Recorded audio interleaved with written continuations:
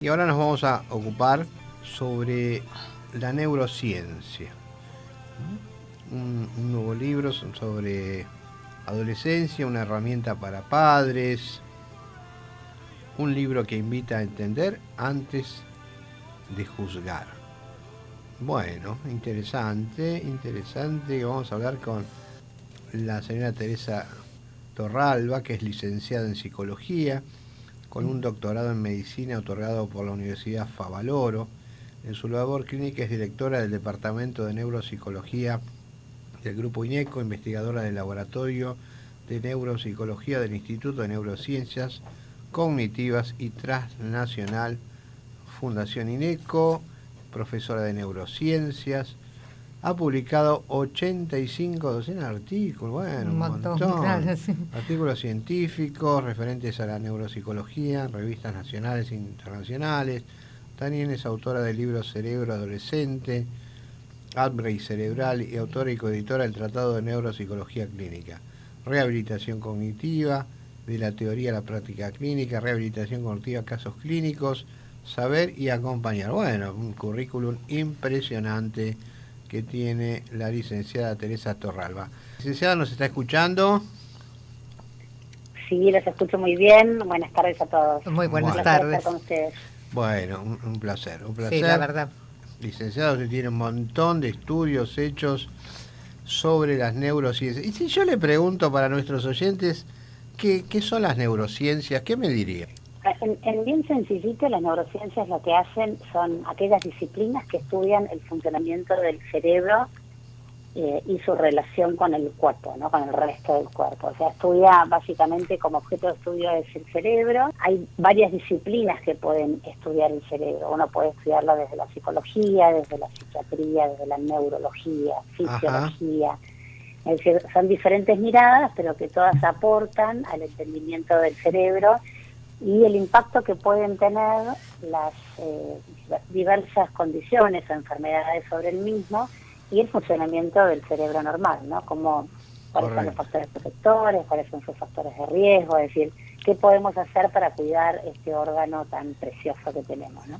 Sí, claro, es otra mirada sobre la adolescencia, una mirada desde las neurociencias. ¿Y por qué es una herramienta para padres? ¿Tiene que ver entonces con la educación, la crianza? ¿Cómo lo podemos ver? Claro, es un libro que lo que hace es tratar de brindar herramientas muy concretas y sencillas después de cada capítulo acerca de, cómo llevar adelante lo que estuvimos conversando, ¿no? Desde, primero cómo entender cómo funciona el cerebro de los adolescentes, Ajá. por qué es que suceden, por qué se presentan conductas, emociones emociones y pensamientos tan particulares en la adolescencia, por qué es una etapa única, qué sucede a nivel cerebral, es decir, cómo se va desarrollando el cerebro y por qué es que podemos explicar a partir del entendimiento del funcionamiento cerebral estas conductas y después básicamente después de cada uno de estos capítulos hay como una guía o herramientas lo más claras y sencillas posibles para que los padres, los adultos, los profesionales que trabajen con adolescentes les sirva de llevarlos a la práctica, ¿no? Claro, estamos hablando de la adolescencia, en un momento, es una etapa tremenda, ¿no? En la vida de cualquier persona. Ahora, los padres, entonces, ¿qué función deben tener los padres? Porque uno dice, los padres tienen que ser amigos de los hijos, ¿no? Otro dice, no, los padres no tienen que ser amigos de los hijos, tienen que estar en la educación, en el control. ¿Qué función tienen los padres sobre los adolescentes, si se puede llamar así? Bueno, para hablarles bien desde la neurociencia, que por ahí es lo más novedoso de este libro, en muy sencillito, el cerebro se va desarrollando de atrás para adelante, y ahora voy a responder, pero se va desarrollando de atrás para adelante, y lo último que se desarrolla son los llamados lóbulos frontales, que son los encargados de la toma de decisión, de el control inhibitorio, del pensar en el largo plazo versus el corto plazo, de la planificación, organización, de la empatía, de ponerte en el lugar del otro. Eso es lo último que se desarrolla. Y durante la adolescencia, lo que está hiperdesarrollado ya a los 13 años es todas las áreas vinculadas con las emociones. Entonces hay una suerte de desbalance, que yo le llamo una Ferrari con frenos de bicicleta, ¿no? Una Ferrari sin frenos, Ajá. que es un área hiper reactiva emocional, que uno lo puede ver justamente en las reacciones de los adolescentes o en las tomas de decisión adolescente, y áreas frontales, áreas que tienen que ver digamos, con la toma de decisión, con la racionalidad, con el pensar a largo plazo, están inmaduras. Este desbalance explica gran parte de estas conductas. ¿Y dónde entran los padres, que es tu pregunta? A mí me gusta decir que los padres durante la adolescencia, además de que son quienes modelan la conducta de nuestros hijos, modelan y moderan, ¿no? Pero básicamente modelan, somos modelos de las conductas de nuestros hijos. Sí. Claro. Y también funcionamos como una especie de lóbulo frontal externo de nuestros adolescentes. Es decir, todo aquello que todavía esté inmaduro en ellos, nosotros podemos modelarlo, acompañarlos y mostrarles ese camino en esto que va a ser un recorrido hacia la madurez alrededor de los 25 años. Por eso nunca es tan importante o será tan importante el rol de los adultos como lo es en la adolescencia, Claro. porque todavía tenemos un cerebro muy plástico, que sucede, se llama la plasticidad del desarrollo, es un cerebro muy moldeable, maleable, que necesita estímulos y además faros que sean muy claros y muy concretos y muy marcados, consistentes, para poder ir, digamos, determinando estas redes neuronales que luego van a quedar asentadas en nuestro cerebro para largo plazo. Claro. Por otro lado, si Sí. querés te sumo algo más con respecto a los padres, es un mito, y que luego lo explico bastante, por lo menos bastante profundamente en el libro, que es un mito que los adolescentes no miran a sus padres. Uno cree que porque los adolescentes realmente en lo concreto es como que no nos prestan atención, les parece que lo que decimos es una pavada, que nosotros estamos atrasados en cuanto a un montón de cosas, que ellos entienden la tecnología de una manera que nosotros no. Si todo eso lo sienten, lo dicen, lo actúan, pero sin embargo está bastante claro, por lo menos en los estudios que se han hecho en relación al rol de los padres en la adolescencia, es que realmente los adolescentes miran a sus padres y van absorbiendo toda esa información que tiene que ver con la conducta del adulto, ¿no? Entonces, nunca ha sido tan importante, vuelvo a decir, este rol de lóbulo frontal externo o de un rol modelador donde donde tiene que haber límites, pero con mucho amor, tiene que haber consistencia, tiene que haber comunicación asertiva, etcétera, etcétera, ¿no? Hay un montón de cositas que ahí contamos en el libro. Tengo dos preguntas de oyente. Uno pregunta, ¿cuándo empieza y cuándo termina la adolescencia? Si es que podemos darle un punto. Sí, bueno, eso ha cambiado en los últimos tiempos. Hoy se cree que la adolescencia comienza alrededor como en un promedio de 12 años. Eso significa que hay chicos que ya entran en la adolescencia mucho antes, y el ingreso a la adolescencia es biológico, ¿no? Es un cambio biológico porque tiene que ver con cambios específicamente en el cuerpo, Sí. con cambios hormonales y corporales en los hombres y específicamente con la menarca en la mujer. Y esto se ha ido adelantando con el paso de los años, ¿no? De generación tras generación, por múltiples motivos, pero tienen que ver con la alimentación, tienen que ver con el estilo de vida, tienen que ver con la obesidad, tienen que ver con la tecnología, con los estímulos que recibe nuestro cerebro, etcétera, etcétera. Bien. Y a la vez se ha alargado el tiempo de duración. Se cree que cuando termina la adolescencia, la respuesta a esa pregunta es en realidad ya no es biológico, sino que es un cambio social. Es cuando el adolescente da un paso hacia la vida adulta, que puede ser autónomo, vive bajo su propio techo, tiene su propio trabajo, terminó su periodo de estudios, etcétera. Bien. Y eso se ha alargado en el mundo entero, ¿no? Entonces hoy es alrededor de los 25 años, eso. Sí. Termina de desarrollarse el cerebro a los 25 años aproximadamente. Entonces hay una consistencia entre un hecho social más una finalización de la maduración del cerebro. Eso entonces van un poco en conjunto, ¿no? Termina de desarrollarse el lóbulo frontal y el chico tiene ya una ubicación social, digamos, ¿no? Alrededor de los 25 años. Claro, exactamente. Cosa que no es, bueno, obviamente no es homogénea, ¿no? Yo, no, por supuesto. Seguro que no. Y a ver, acá hay otra pregunta que pregunta las redes sociales, ¿no? Desde la neurociencia, digamos, ¿cómo influyen en este desarrollo, en la adolescencia?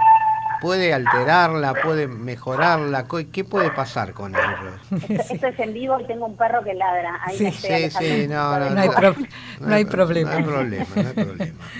Suele Bueno, pasar. el impacto de la tecnología sobre el cerebro es muy marcado, digamos, y tiene un impacto significativo. Tiene, por supuesto, sus pros y sus contras, ¿no? Eso lo sabemos bien. Los pros son muchos. El buen uso de la tecnología permite definitivamente como entrenar ciertas funciones cerebrales, ciertas funciones cognitivas, permite conectarse a aquellas personas que por ahí socialmente tienen alguna dificultad o les cuesta un poco más. También se sabe que el uso de las redes sociales y la tecnología ha permitido esos encuentros con sus pares. Permite también expresar a los adolescentes en cuanto a sus intereses a través de las redes sociales. Un montón de virtudes, y también sabemos que cuando esto pasa del buen uso al abuso o a la adicción, ¿no? Son como diferentes pasos. Digamos, el abuso es el uso un poco indiscriminado o un poco alto en frecuencia, y ya la adicción es cuando esto genera realmente un conflicto en la vida del adolescente, donde en realidad lo único que tiene que hacer lo único que quiere es qué hacer al respecto para volver a conectarse a la tecnología, ¿no? Como que eso tiene un impacto más significativo sobre la vida. Pero sí sabemos igual, independientemente del grado de abuso o de mal uso de la tecnología, es que si se usa en altas dosis, por llamarlo de una forma, tiene un impacto significativo también sobre el funcionamiento del cerebro, tiene un impacto directo en el sentido de que cuanto mayor uso de la tecnología de las redes sociales, menor contacto social real, y eso siempre es muy nocivo para la salud mental de los adolescentes. Entonces hay relaciones directas con la salud mental o indirectas. Es cierto. Y también fragmentan la atención, ¿no? El uso indiscriminado de la pantalla fragmenta una función cognitiva que es clave, que creo que ya estuvieron hablando por cómo se introdujeron en un programa, que es, cada vez la atención es más corta, está fragmentada, y eso también, es responsable el uso de la tecnología. Claro, es interesante todo esto, todo lo que puede influir, ¿no? Sobre estos chicos, y la neurociencia, porque uno se pone a pensar, ¿no? ¿Por qué hay chicos que eligen un camino y otros eligen otro camino? Me refiero a un camino positivo y un camino negativo en la vida, ¿no? Si a lo mejor uno puede decir, si vienen de familias con problemas, que ese chico es muy probable que salga con más problemas. Más problemas, claro. Pero a veces tenemos gente, entre comillas, bien educada, de buena familia, y resulta que, terminan cometiendo delitos o se meten en drogas. Y en esa etapa de la vida también influye mucho la autoestima, ¿no? Sí, la construcción de la autoestima es muy importante, claro. Eso también tiene que ver con la familia, tiene que ver con la mirada de los otros, tiene que ver con la forma en que nos relacionamos con nuestros hijos de más chicos, con la confianza, y también con el apoyo, ¿no? Que uno le va dando al crecimiento y a la transformación de cada uno de los chicos en esos seres que después se convierten, ¿no? Porque quizás una de las cosas más maravillosas de la adolescencia es que cuando los chicos ya pasan sus 25 años, y un poquito antes también, uno ya descubre que aquello que uno alguna vez pensó en relación a sus propios hijos, después, lo superan en creces, en el sentido de que, es inimaginable los caminos que toma como la identidad de cada uno de los hijos, ¿no? Y eso siempre es muy lindo. Pero son múltiples factores los que dan respuesta a esto que decían ustedes, ¿no? El porqué o la razón de que un chico pueda tener, ya sea problemas en la salud mental y eso lo lleve a quizás delinquir, o diversas problemáticas, o el consumo es un problema hoy masivo, ¿no? El consumo tanto de marihuana como de otro tipo de drogas. Entonces hay hay múltiples factores, probablemente no hay una causa y nunca, yo jamás me van a escuchar decir que la causa puede ser la crianza, ¿no? La forma de criar, pero sí hay mucha influencia del ambiente y de los padres en lo que va sucediendo en los adolescentes. Pero bueno, siempre viene una genética, siempre hay un ambiente que modela, y bueno, y cuanto más información tengamos los adultos responsables para acompañar a los chicos en esta etapa, yo digo desde docente, como profesional de la salud, como padres, saber un poco más, y ese es el objetivo de este libro, se ha escrito muy en forma muy sencilla, Claro. saber un poco más al respecto de cada una de estas temáticas, el impacto de la tecnología, el impacto del consumo, el abuso de alcohol, el abuso Claro, todo eso está, de claro, claro. Y de aparte genética influye en esto, digamos, uno chico, la genética, la epigenética, de tanto se está hablando ahora, Claro. ¿tiene que ver con todo Sí, esto? por supuesto que la genética siempre influye, o sea, definitivamente nacemos con una genética determinada, que no nos predetermina porque existe esto que acabas de decir vos, que es la epigenética, pero sí venimos con una combinación de genes donde tenemos mayor predisposición a A que a B o a E que J, y luego el ambiente, que ya se sabe que cada vez hay más estudios que empiezan a demostrar cuál es el impacto que tiene el medio ambiente sobre la genética, Claro. y si mismo el medio ambiente puede favorecer o disminuir, ¿no? la aparición de determinada patología o de determinada condición, Claro. o de determinado rasgo de personalidad.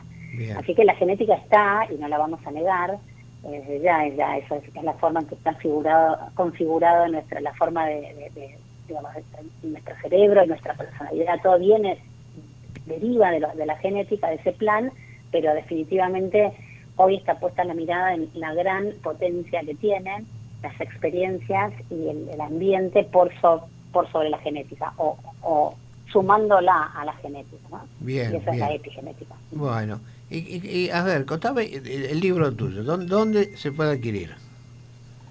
Mira, está en todas las librerías, es un libro que lo publicó Paidós, Editorial Planeta, pero está en todas las librerías del país, y se llama Adolescencia, una mirada de las neurociencias, y para mí lo más valioso que tiene es esto con lo que vos empezaste, ¿no? Que tiene muchas herramientas de un vocabulario muy sencillo para que todo el mundo pueda como conocer un poquito más qué es lo que sucede en este mundo actual con los adolescentes, cómo podemos entenderlos mejor y qué podemos hacer al respecto, ¿no? También para tener una buena conversación con nuestros hijos, que también es lo que hoy falta, ¿no? Límites, pero con mucho amor y con mucha comunicación, y con una comunicación asertiva, una comunicación cercana, ¿no?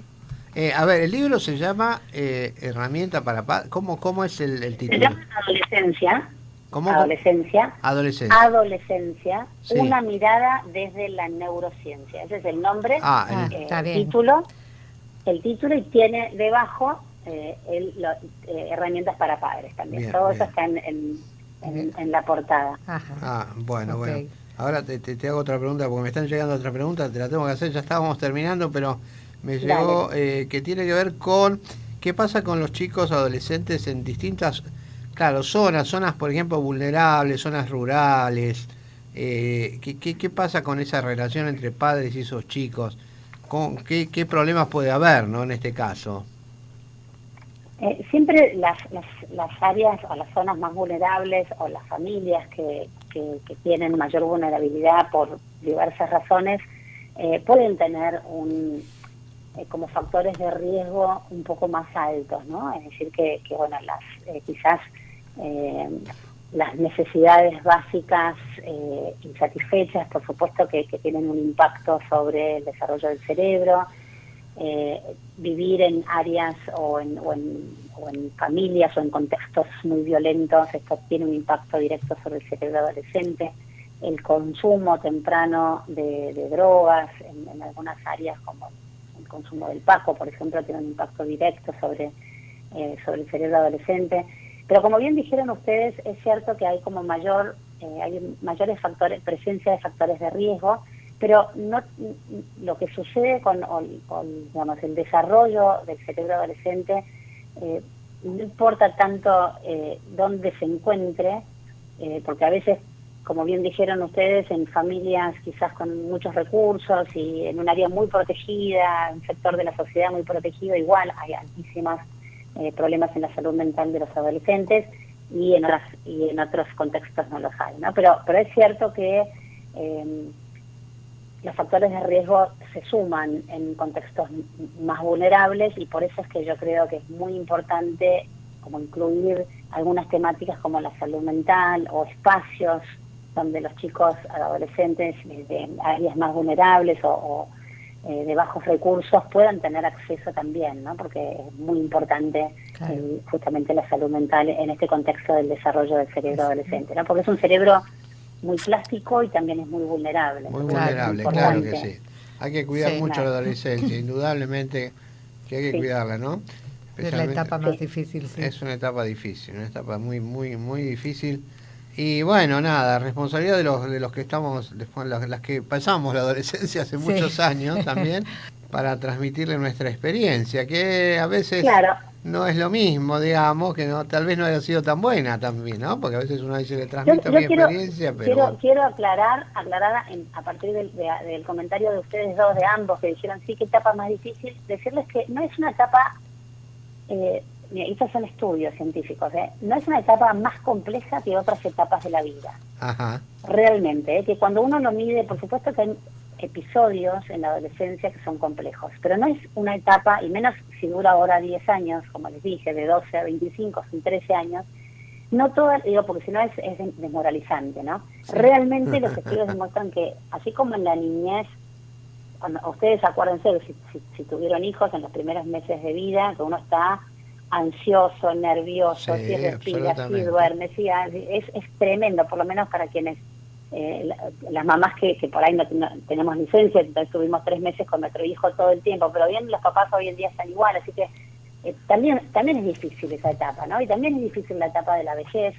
En mi caso, mi madre ahora tiene 80 y pico de años y también pasan otras cosas a esa edad. Entonces, si uno la compara, digo, es un poco un mito que la adolescencia es una etapa tan conflictiva. Hay conflictos, se resuelven, pero hay que pensarla, y eso también es una mirada diferente, por lo menos que lo intenté hacer desde mi libro, es una mirada más luminosa, ¿no? Todo lo lindo que pasa, teniendo en cuenta los riesgos que existen. Claro. Pero es una etapa luminosa, es una etapa de crecimiento, es una etapa de evolución, es una etapa de cambio, es una etapa de transformación, que si uno como yo me hubiera gustado como padre y como madre, digo, haberla mirado así y no tan temerosa, ¿no? Claro, de qué es lo que va a pasar, qué podemos decir, qué no, cómo hacemos. Entonces, me parece que ahí hoy tenemos más herramientas para poder como transmitir esto. Sí, es como un crecimiento mental en los chicos en esa etapa. Tal cual. Así que esperemos que tu libro se venda y mucho.